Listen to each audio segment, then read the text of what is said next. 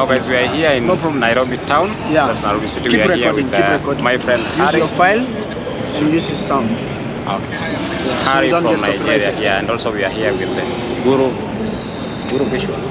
Guru the African traveler. You keep That's on the confusing us. So let's start with Harry here. Yeah. Just introduce yourself. Tell us what you do, your channel, so that guys can subscribe. Okay, so my name is Harry. I'm a travel content creator. I love to chase hidden gems, events, and also culture. I like to learn about people, religion, whatever. Politics, but not politics as in politics. Yeah, I just learn to learn about my continent, learn about people, and travel different places and tell my story from my lenses. So if you're interested, visit my channel. You can just type THRYBE, tribe, which represents the Harry experience, and tribe standing for anyone who follows me. So tribe is our community. The community is not owned by me, it's owned by you. So make sure you subscribe and join this community that it's also yours. Yes. Wow. Thank you. Thank you so much. We are also here with the Guru the African traveler here. Go and subscribe. We are in, you say this can walk, and go and subscribe my YouTube channel. And I do videos about adventure and photography behind the scene. Thank you. Most of the people, they are not passionate about photography. Yeah. But they have been told by either a friend or someone, Yes. if you don't keep your camera idle, go and use it. Yes. Some are passionate Yes. and some are not. Okay. But photography is one of the easiest hobby to earn in Money the streets. in Nairobi. Yeah, in Nairobi, yeah, sure. Okay. Yeah. That's very, very good. Look at Nairobi. It's very nice. This is so beautiful. And this in the evening Yeah. looks amazing. Looks amazing. Wow. So I've been on Nairobi streets at night. Yes.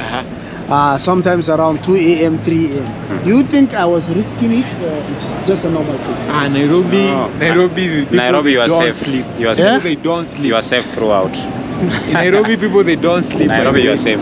People don't sleep. Yeah, they work. Don't worry about 24/7. security. Don't worry about security in Nairobi. Yeah, they don't sleep. I've been in town here up to late around 2 p.m. Yeah. Not p.m. 2 a.m. Yeah. Yes. And it's like this. People are here Whoa. that late. Okay. Yes. So I have been here that late, 2 p.m., 3 a.m., and I see Nairobi just moving. Shops are still open. Businesses are going on as normal.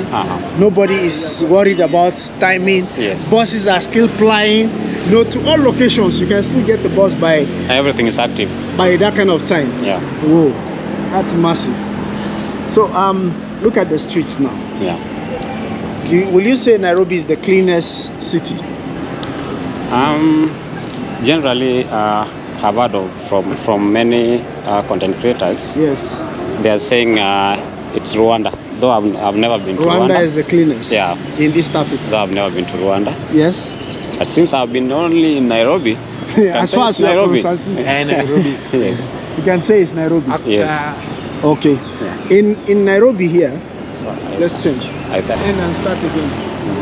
I still have like 12 minutes. I'll come and see you back.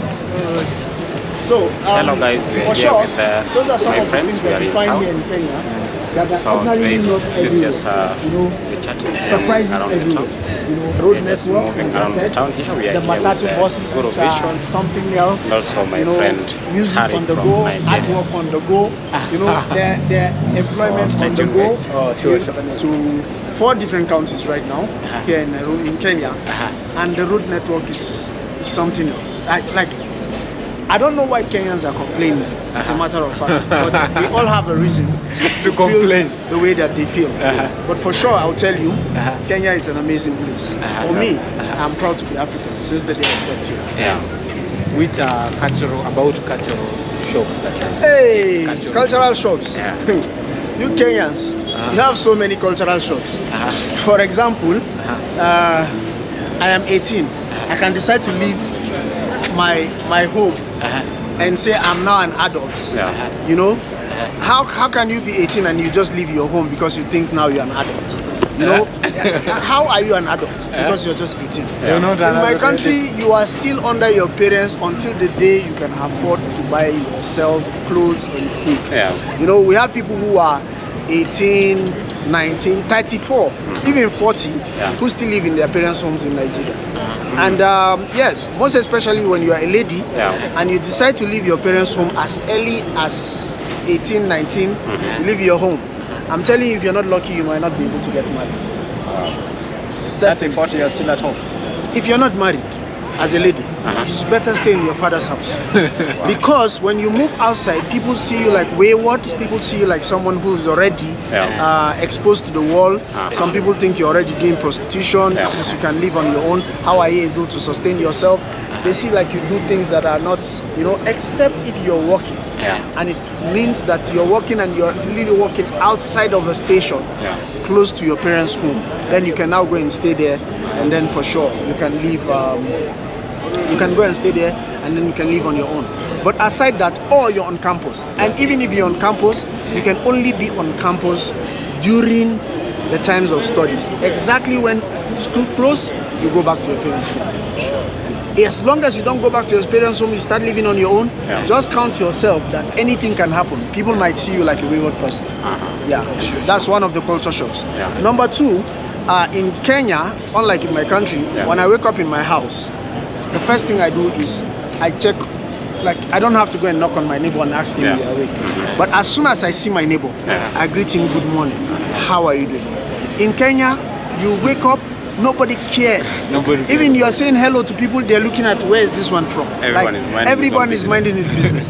So for me, it's a good thing to mind your business. But it's also a bad thing because I don't know about you, I don't know what is happening. I see you, I don't see you. So if something happens accidentally, I cannot go in to check on you and say, no, this happened to you, so I have not seen this guy today. You see, okay, can I check on him? Because in my country, okay, now, because I normally say good morning to you, if a day goes by and you don't see me saying that good morning, you'll be wondering, is this guy okay? Possibly I might be sick inside. I might have even died in my room. So I think that you know, the reason why the Kenyans are like that, more so in town here. You cannot even ask someone direction. I'm coming to that. I'm even coming to that. Secondly, you can't ask direction. You ask direction from people and people begin to think otherwise of you. So sometimes I have been to town, my friend came from Dubai, I came here, Afia Center, just to meet him very close by in a close by location. I'm asking people, how do I get to this place? They cannot tell me. All they're telling me is take an Uber. And this distance I'm seeing it is not something I should pay more than 100 shillings. The Uber is telling me 500 shillings. The bike is telling me 500 shillings. I pick an Uber, which is another culture shock for me.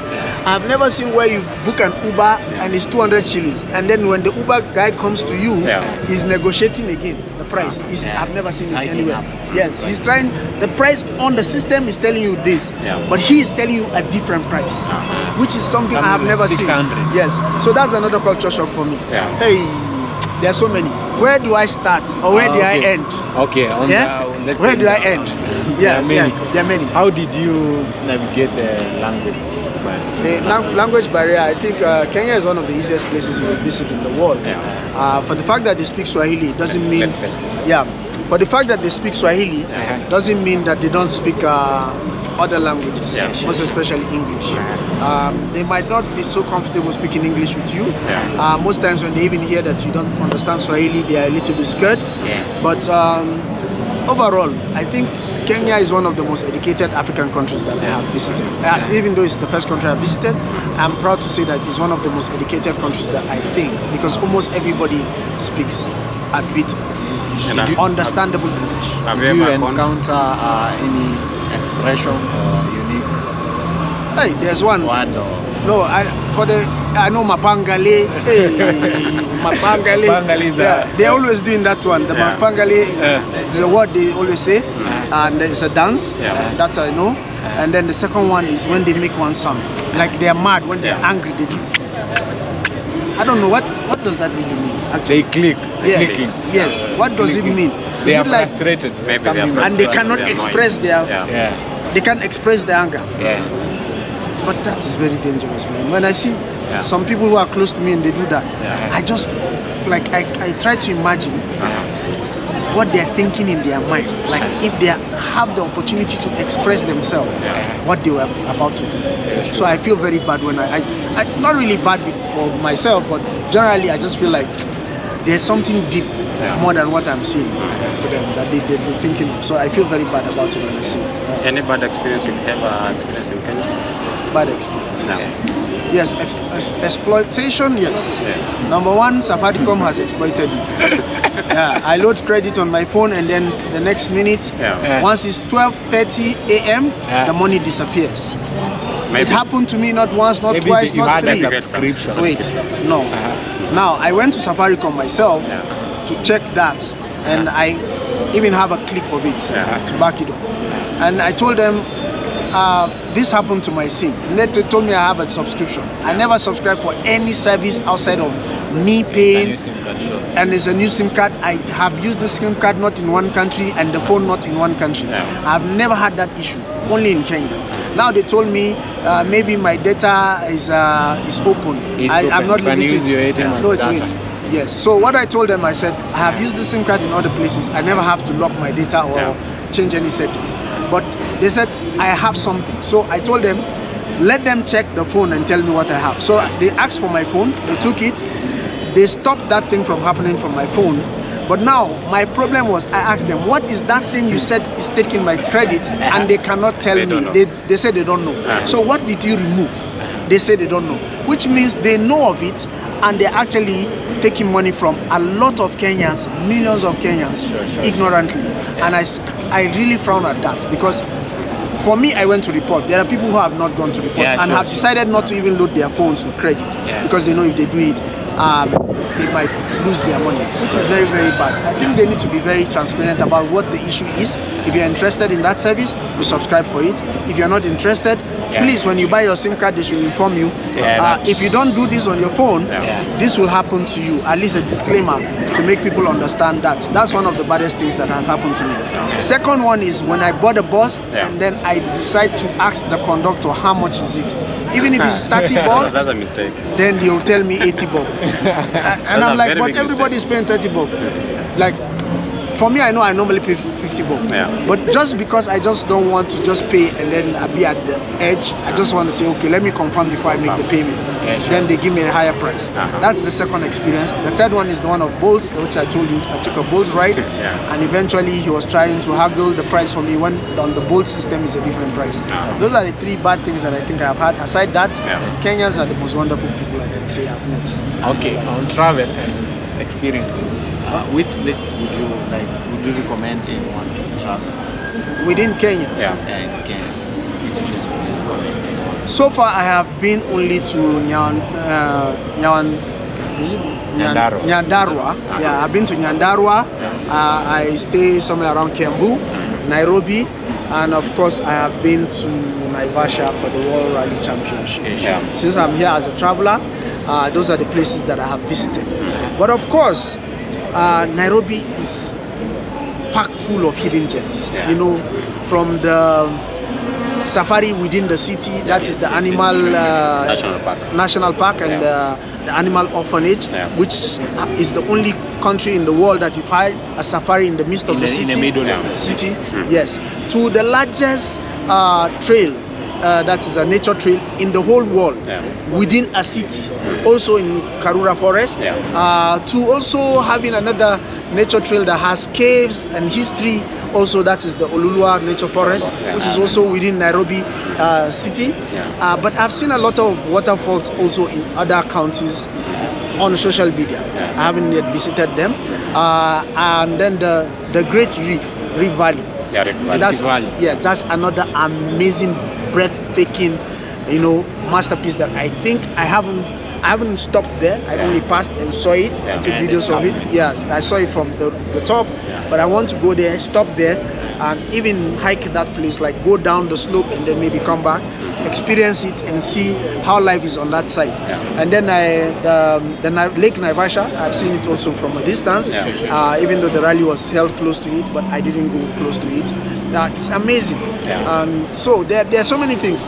Kenya is packed full of a lot of tourism. I don't know why Africans will leave Africa to go to places like Dubai where you have artificial waterfalls, you have artificial islands, you know, and so on and so forth. When we have and that is another thing. Food, we cannot talk about food now. By the way, I'll talk about it when we talk about food. Yeah. Which one traditional food that you experience or that you loved like so much? I wouldn't call nyama choma traditional food. Yeah. I wouldn't call nyama choma traditional so food. not China. But if it is traditional food, I have been to a Kisi wedding. Yeah. Is it a Kisi wedding? Yes, I think a Kisi wedding. I had mokimo mixed with rice, mixed with chapati, mixed with vegetables, and then they also had fruit in the same plate. Actually, that surprised me. I've never seen where you serve all the fruit and even put the fruits, the watermelon on top of the plate. I've never seen it. I only see it in Kenya. Even if it's a buffet, normally what we do, we have the food on one table, separate, one plate, and then our fruits in one plate. But in Kenya, I just see they put everything there. And funny enough, what shocked me with that event was it was a wedding ceremony, and then we just arrived at the wedding ceremony, and they just gave us food. Even the bride and groom have not arrived. If you do that in Nigeria, I'm telling you, at the end of the day, you will do your wedding ceremony alone.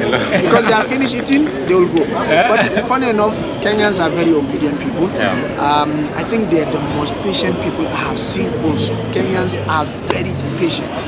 They might have some little fracas with their government, things about government. I'm not a political person, but I'll tell you, in terms of other factors, I see that Kenyans, if they react, then something is really pushing them because they are really patient people.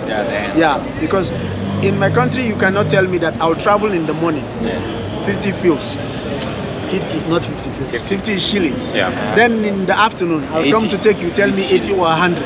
And then in the night, it's another different price. In the evening, it's a different price. If it's raining, it's a different price. So those are factors that I have seen, and I really think I can say Kenyans are really patient. On community, and what can you say about you, about Kenyan youths? Interaction with have you interacted with Kenyan? Can you turn your camera that way? Oh, this way. No, can you turn it and look at these guys? These are the youths now we are talking These about. are the Kenyan youths. I think Kenyan youths are the most enterprising I've seen. I've seen the highest number of street photographers in the world in Kenya. Kenya should be named the capital of photography in the whole entire world. And if you can see this, both men and women, I've done an interview with a lady about street photography here in Kenya, and I did that because I've never seen. Now I'm seeing the second one, I'm seeing the third one. To tell you, not men are not left behind, women are not left behind. I've seen women doing shoe polishing. I've seen women barbing, women and men cooking chapati and selling smokies. So there is no man, there is no woman in a nation called Kenya, for me as far as I'm concerned. And it means that these people are hardworking. When they say that Kenyans have too many tips, I just wonder where these tips are, because I've been here 4 months and for sure I haven't been robbed. Nothing has been stolen from me. I have moved the streets of Nairobi at any point given time, and I have been safe. I'm not going to finalize that it's the safest yet until I leave Kenya. I will know if it's the safest. But right about now, I can tell you Kenya and Nairobi is safe. And I thank the effort of the government. You see security everywhere. Everywhere standing. Uniform police, Nairobi City County security. You see them all over. So I can as well say it's a very safe place. About community interaction. Community interaction. Have you interacted with local? I have gone to watch football in Makongeni. Do you know where Makongeni is? As a foreigner who has just come to Kenya, in Thika, I have gone there to watch a group of footballers playing football. The local team just in front of my house, but I want to interact with them. I went there, I did camel riding, I watched them play football, and then aside that, I've never attended a rugby game in my life. I witnessed the first local derby, Thika derby, between KCB and KU University. It's a local derby. I witnessed that for the first time, watching a rugby match. And one thing I must comment, I've said it, Kenyans are peaceful. such a derby, if it happens in my place, the violence that would erupt after the match would be something else. But at the end of this match, it was a peaceful meeting. The two teams came together, they had the discussion, talked about the future of their game. At the end of it, they prayed and everybody went home peacefully. No quarrel, no slap, no nothing. In some other African countries, that kind of a match would end in battles, bloodshed, you know, and lifetime enemies, just because of a game. So I will still reiterate that Kenyans are very peaceful people. Now, how many years have you lived in Kenya? I've just been here a few months. Oh, a few months. Yes, I've been here. My first visa expired, and my second visa is now going. The only thing I'll tell anybody watching this video, if you plan to be in Kenya and you want to have a successful and peaceful stay in Kenya, make sure you live by the law. Have your documents at all times. Don't stay here when your visa has overstayed, because as nice and peaceful as these people are, when they catch you without a visa, that is when you will know the reality of being in Kenya without papers. Make sure you have your papers at any point or any given time while you are here in Kenya. That's one thing I'll tell anyone who is visiting Kenya. So another question here, if you compare the living standard, or let's say the cost of living in Nigeria and Kenya. Okay, first of all, my rent that I pay here in a month, and for the first month, because the first month you have to pay that month and then you pay the deposit. The whole money for the month and the next month will pay me a bigger house in a city in my country for a whole year. That's first for a whole year. Serious? Yes. Rent in Kenya is not cheap. You're making me to think of relocating in Nigeria. Seriously, my friends wanted to move some from Nigeria to come here. When they checked out the cost of living, anyway, it almost balances with the cost of income. Because if you have a good job, like these photographers, I've interviewed some of them, who tell me they can make between 1,500 to 3,000 Kenyan shillings per day. So if you can make that on photography per day, you can equally afford transportation, not in the heart of Nairobi, but within the suburb of Nairobi, surrounding urban areas. You can afford accommodation. So cost of living, it's high, but like I always tell people, what goes around comes around. If the bus driver will hike the price at noon, the landlord will also hike his price. And if the landlord will hike the price, the person selling chapati and skuma will hike their prices. So if you think you're getting money from these people while also doing this, they are also getting it from your back, doing what they are doing. So what goes around comes back around. So cost of living in Kenya is not cheap. If you're somebody who is a weakling, you are used to ugali? Ugali? Ugali. Yes. That's the staple food in Kenya. Yes, I am used to ugali.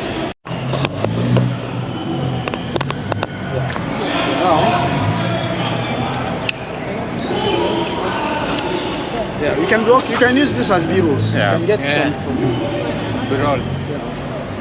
While you're walking and